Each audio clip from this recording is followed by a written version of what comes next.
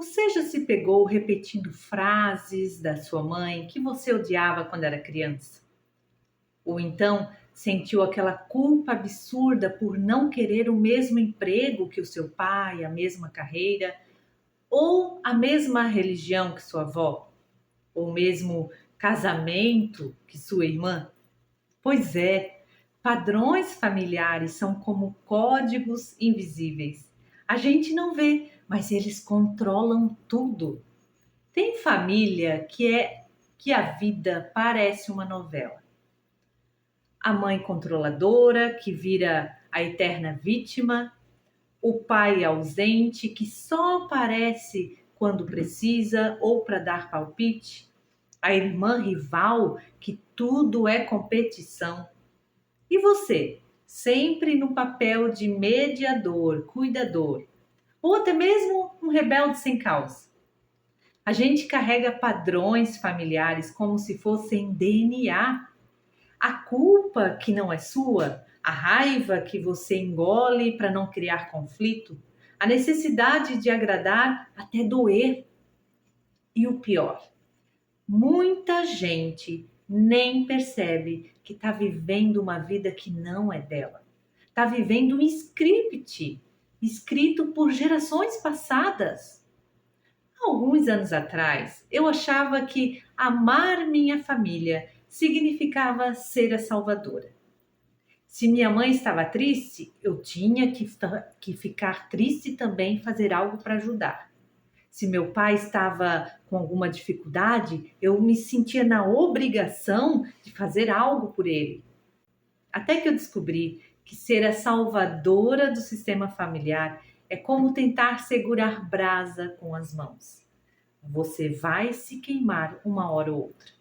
Família são sistemas vivos e, como todo sistema, tem regras não escritas que são chamados de padrões. Como, por exemplo, aquela tia que sempre faz chantagem emocional, o irmão problemático da família, a mãe que é controladora, o pai que é alcoólatra, a irmã que é apaziguadora. Tudo isso são peças de um jogo, de um quebra-cabeça que se repete há décadas. Quero aproveitar e perguntar para você: qual é o seu papel nesse jogo chamado sistema familiar? O salvador? O bode expiatório? O pacificador? A coitada? O invisível? O favorito? Bert Hellinger dizia que todo sistema busca equilíbrio, mesmo que seja um equilíbrio doente. Tipo, aquela família que só se une quando alguém está em crise.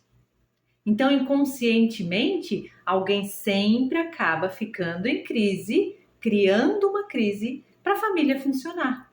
É pesado, mas isso é real. Um cliente meu sempre era o mediador da briga dos pais. Até que ele resolveu se mudar para outro país. E o que aconteceu com os pais? Se divorciaram. Ele se sentiu muito culpado, mas eu mostrei a ele: você era a desculpa deles para não encarar os próprios problemas. Quando você saiu de cena, o que aconteceu? Eles foram obrigados a olhar para a relação. Foi onde se separaram. Vou falar algo que pode doer, mas precisa ser dito. Seus pais te deram a vida, mas isso não significa viver em dívida. Eles disseram sim para você, cuidaram de você. Se não o fizeram, só pelo fato de te darem a vida, já está valendo. Você está inclusive aqui assistindo esse vídeo.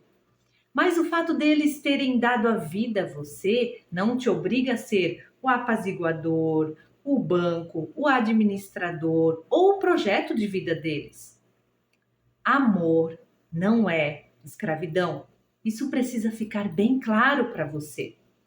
A psicanálise, inclusive, fala da inveja do útero. É aquela culpa inconsciente de quebrar o ciclo. Por exemplo, a sua mãe abriu mão da carreira por você. É triste, mas não é seu trabalho compensar isso. Você não nasceu para pagar pelas escolhas dela. E culturalmente, a gente é ensinado a romantizar o sacrifício, inclusive dos pais. Mas sacrifício é autodestruição. Meus avós passaram muita dificuldade para criar o meu pai. Meu pai repetiu esse padrão, criando eu e meus irmãos com muito sacrifício e uma mentalidade de escassez. Por um tempo da minha vida eu repeti esse mesmo padrão. Tive muito medo de não dar conta de criar o meu filho. Mas quando eu tomei consciência desse padrão, tudo mudou. Quem cresceu em sistemas disfuncionais aprende uma lição errada. Aprende que amar é salvar. Mas vamos a uma metáfora. Imagine uma planta. Pode ser a planta que você tem aí em casa. Você puxa ela para crescer? O que você faz? Você dá água, você dá luz e deixa ela seguir o próprio destino, o seu próprio tempo. Com sua família é a mesma coisa. Eles são adultos, você não é o salvador deles. Salvador é aquela pessoa que acha que precisa se doar até o último suspiro, a qualquer custo, que acha que se não fizer, ninguém fará em seu lugar. Adivinha? O sistema depende de você nessa dinâmica para permanecer doente. É como se você fosse o remendo num tecido rasgado. Mas o que o tecido realmente precisa é de uma nova costura, não de você se desfiar para tapar os buracos. O melhor disso tudo é saber que tem como sair desse lugar de salvadora. E você quer saber como? Te conto! Em primeiro lugar, você precisa reconhecer os seus limites. Em segundo, pergunte-se: eu estou ajudando na leveza ou colaborando para que a dinâmica de dependência na família continue? Em terceiro, aceite que você não é o responsável pelo caos familiar. Eu sei que não é fácil. Tenha em mente que algumas coisas não têm a ver com você. Não se emaranhe, foque no cuidado com a sua vida. Essa pode ser uma das melhores alternativas para você honrar eles, para você fazer por eles. Viver a sua vida não é virar as costas, é entender que você pode amar sem ser consumido. É olhar para o seu pai e ver ele como um homem comum, com falhas, não um homem super-herói. É olhar para sua mãe e ver ela como uma mulher comum, imperfeita, como eu, você, não como uma vilã. E é olhar no espelho e ver você de verdade, sem máscaras. E sabe o que muda quando a gente passa a enxergar dessa forma? Você para de repetir padrões, conflitos que não começaram com você. Para de achar que felicidade é traição. O mais lindo disso tudo é que quando você ocupa o seu lugar, você ensina a sua família um novo jeito de existir. Não pela força, mas pelo exemplo. Quando eu era criança, eu achava que ser adulta significava ser livre. Você também já pensou assim? Só não sabia que, sem perceber, a gente repete os mesmos padrões que achava que jamais repetiria. Sabe quando você jurou que não gritaria com os seus filhos? Um dia você se ouve fazendo igual.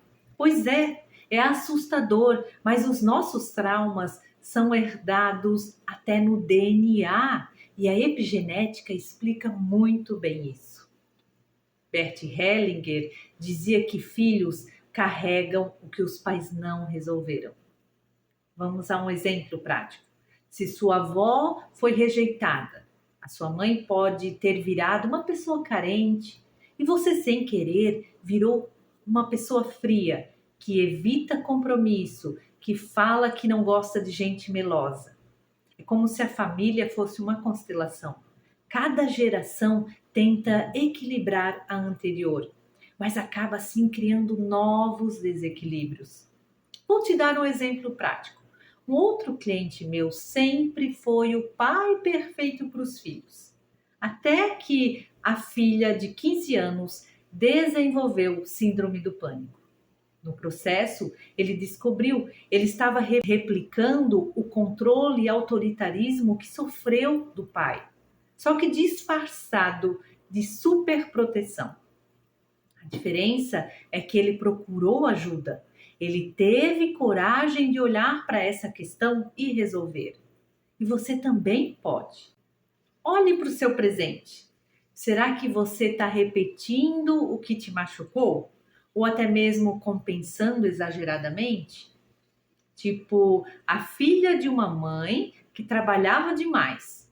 E depois você vira uma mãe super protetora para provar que faz melhor que ela. Isso não é quebrar padrão, é sobre repetir de forma disfarçada, anulando a própria vida. Quebrar o padrão não é sobre fazer melhor, não é sobre condenar, rejeitar, julgar. É sobre ter consciência e reconhecer que não dá para mudar o que aconteceu, mas dá para fazer algo novo sendo grato pelo que foi e como foi. Eu não posso controlar as atitudes da minha mãe, nem do meu pai, mas eu posso fazer a minha própria história do meu jeito.